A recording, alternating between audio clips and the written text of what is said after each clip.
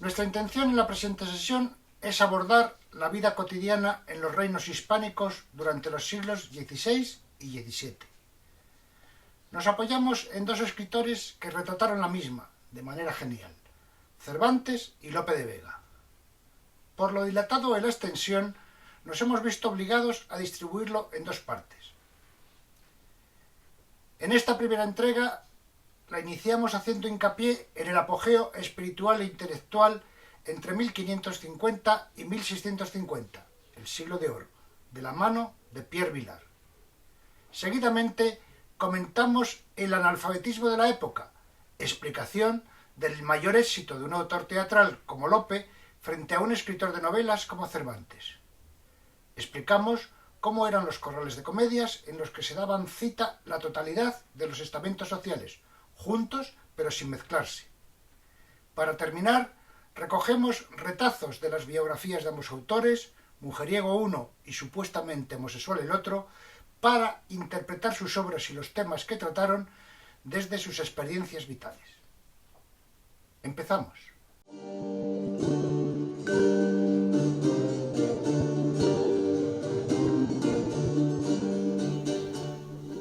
A partir de nuestro amigo Pierre Vilar en su Historia de España, vamos a ver el apogeo espiritual e intelectual entre 1550 y 1650.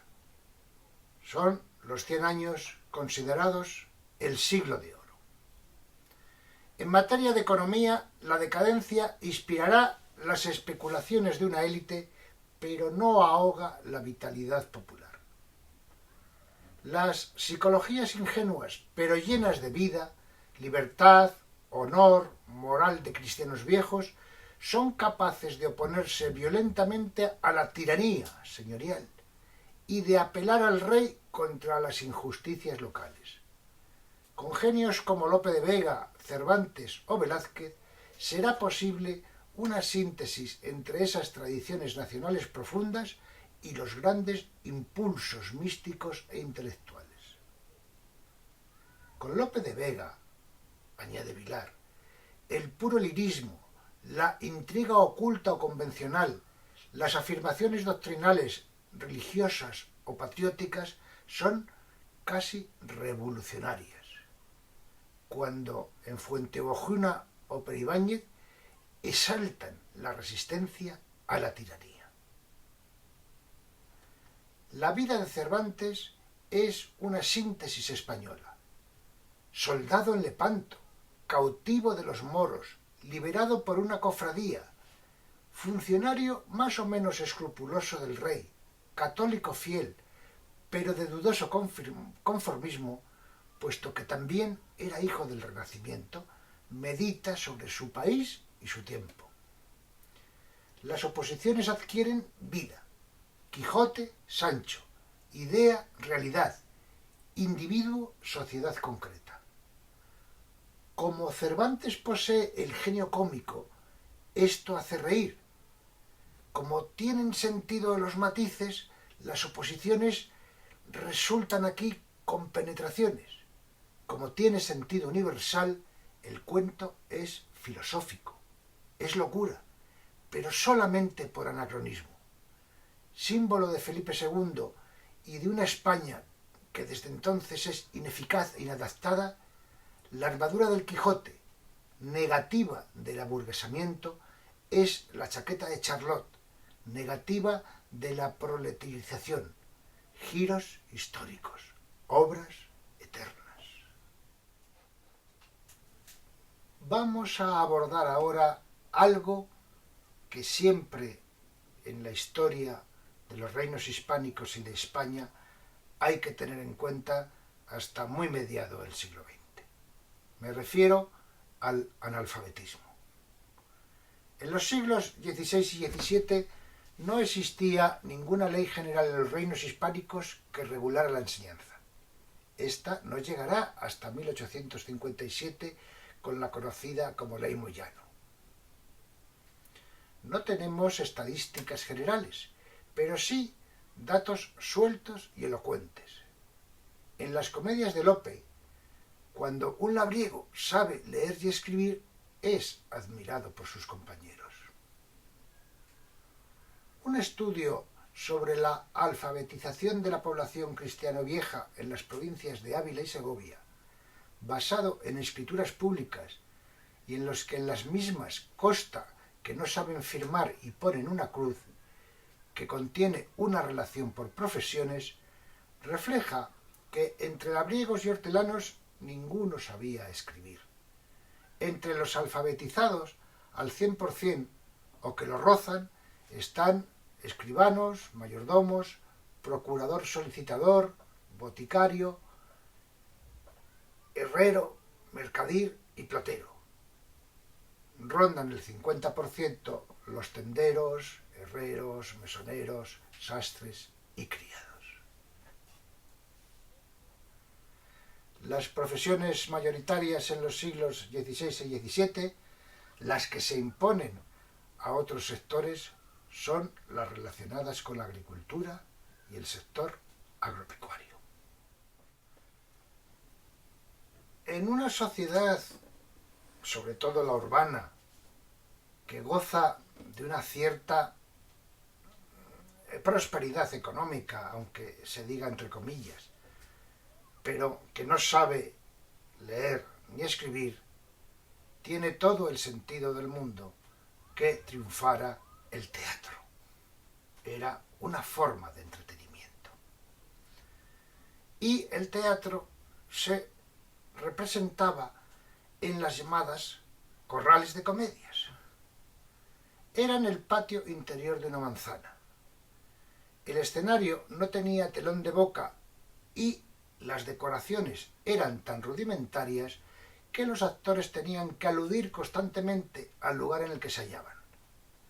El público ocupaba diversas localidades. Estos son los espacios. Los balcones que daban al patio, aposentos alquilados por los nobles, eran, digamos, la parte más destacada. Los bancos, situados en el escenario, serían el segundo nivel. Detrás de ellos estaban el espacio donde los ruidosos mosqueteros contemplaban de pie la representación y, finalmente, la llamada cazuela era el lugar reservado para las mujeres. El espectáculo comenzaba a las 3 o 4 de la tarde y duraba 2 horas y media. No había los actuales descansos, pues en los entreactos de la comedia el escenario quedaba ocupado por los que representaban entremeses, cantaban jícaras o distraían al público con bailes. Si molestaba el sol, se corría el toldo, y si llovía fuerte, se suspendía la representación. Para conocer un poco mejor los corrales, invitamos a activar el enlace a este vídeo de 8:35 minutos en YouTube del canal de Ernesto Villamontes, en el que lo explica de una manera precisa. Ya hemos advertido desde el principio que nos centrábamos en dos personajes, Lope de Vega y Cervantes. Pero Lope de Vega, en su época, tuvo más éxito que Cervantes. Ya hemos aludido que en una población analfabeta era lógico que el teatro fuera preeminente. Durante años nadie contestó la hegemonía de Lope, el más representado, el mejor pagado, el más prolífico y aplaudido. Sin embargo, su éxito también suscitó envidias, por ejemplo, de Cervantes, que se refirió a él como monstruo de la naturaleza, que alzóse con la monarquía cómica, avasalló y puso debajo de su jurisdicción a todos los farsantes. Es la cita de un envidioso, afirmó Vega.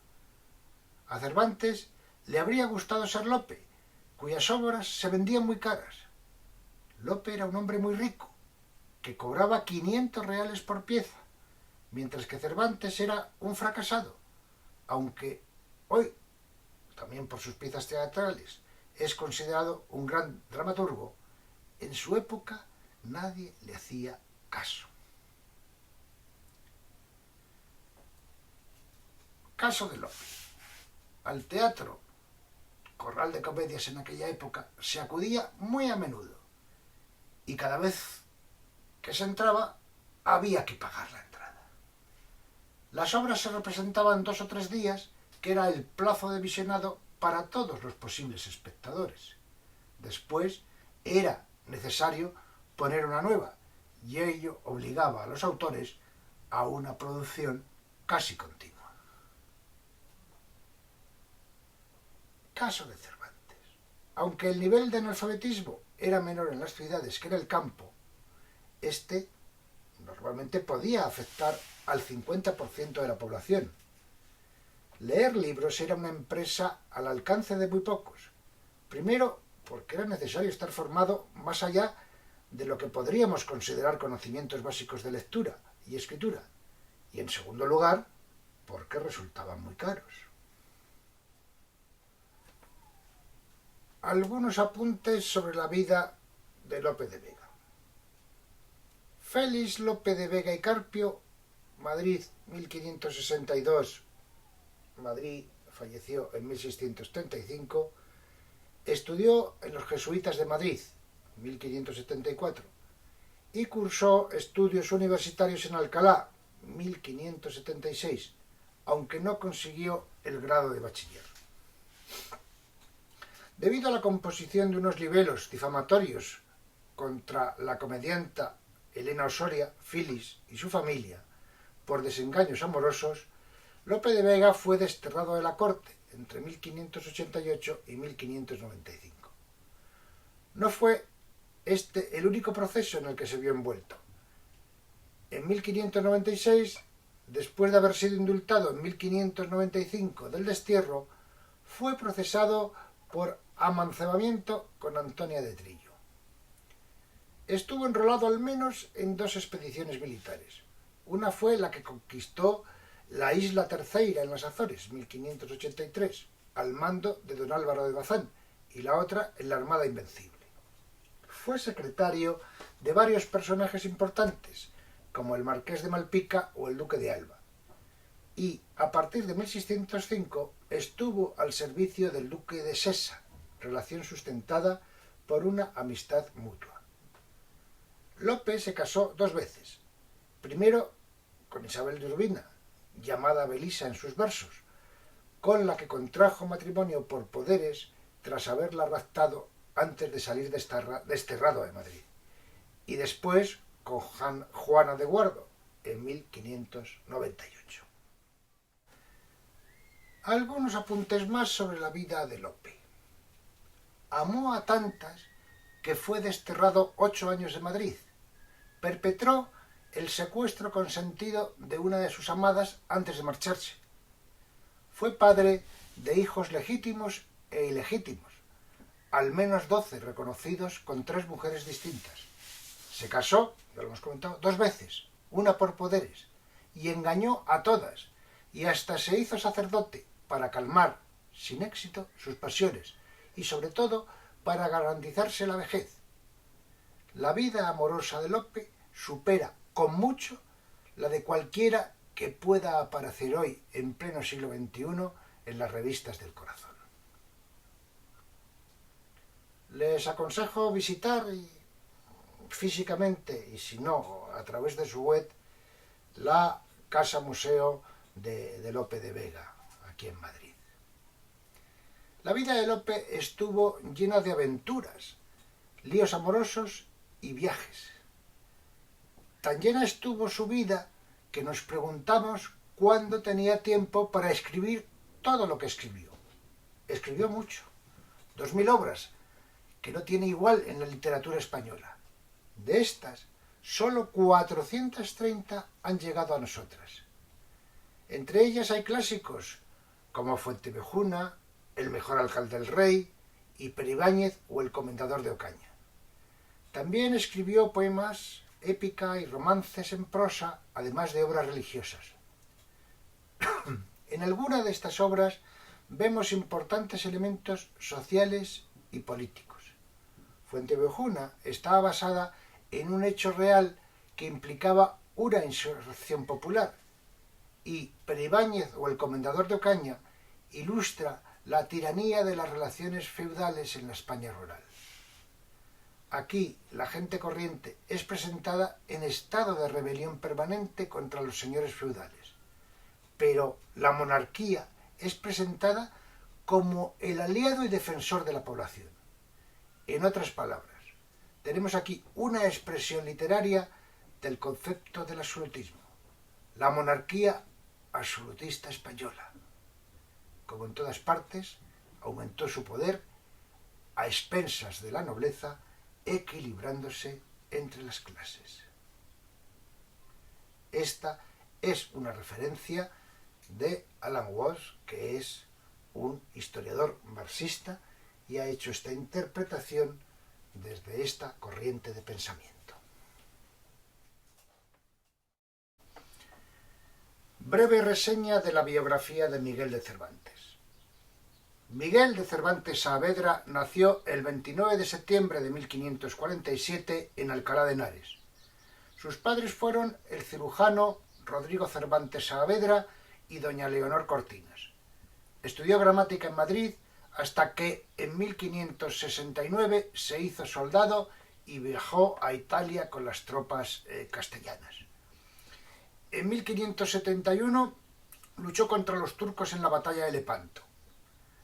Al regresar a España fue capturado por los turcos y estuvo cautivo en Argel por 5 años. Al ser liberado se instaló en Madrid y escribió La Galatea, su primera novela, 1585. Luego trabajó como recaudador de impuestos en Sevilla, donde empezó a escribir El Quijote de la Mancha, obra publicada en Valladolid en 1605.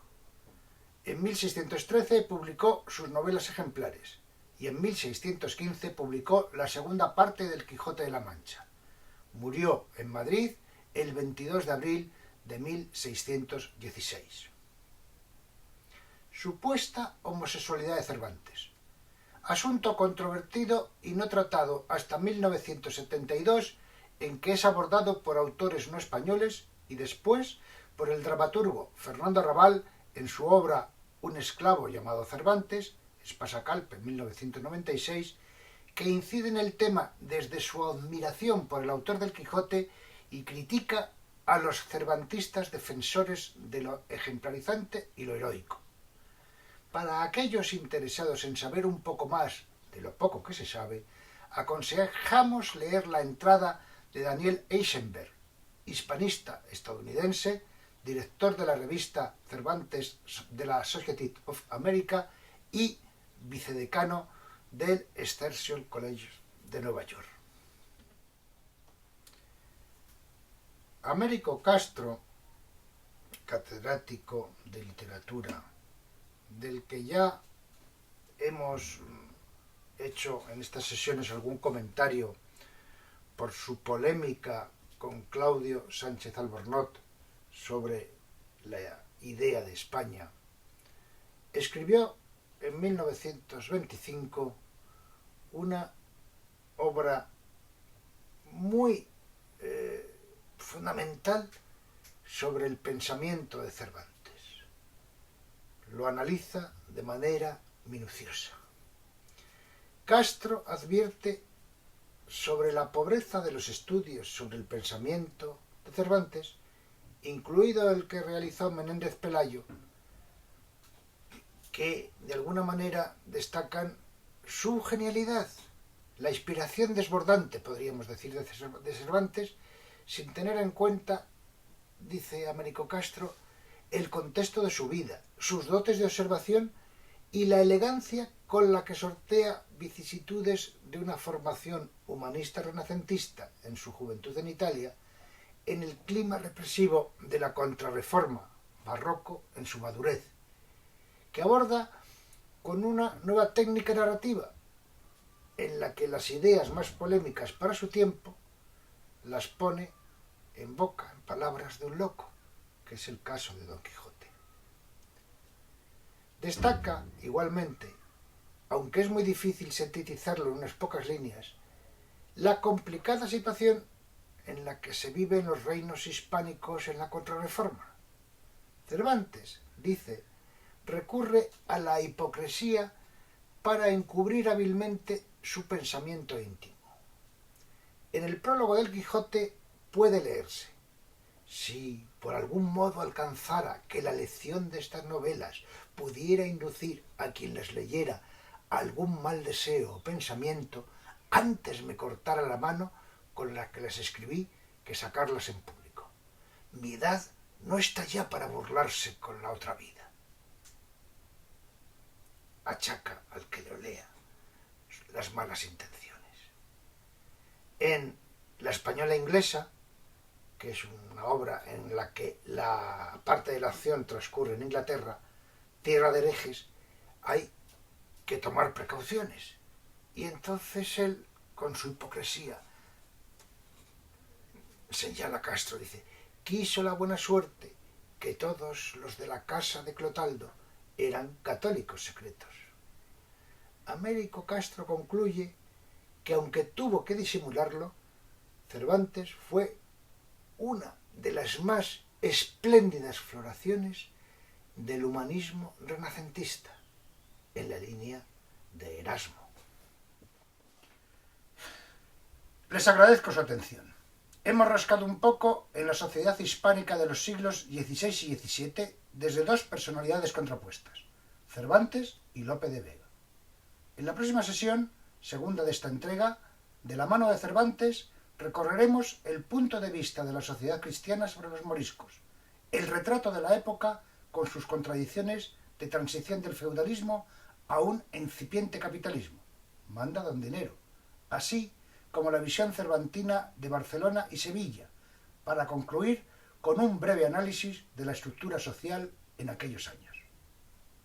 Esperando contar de nuevo con todos ustedes, les ruego que se cuiden, que nos cuidemos.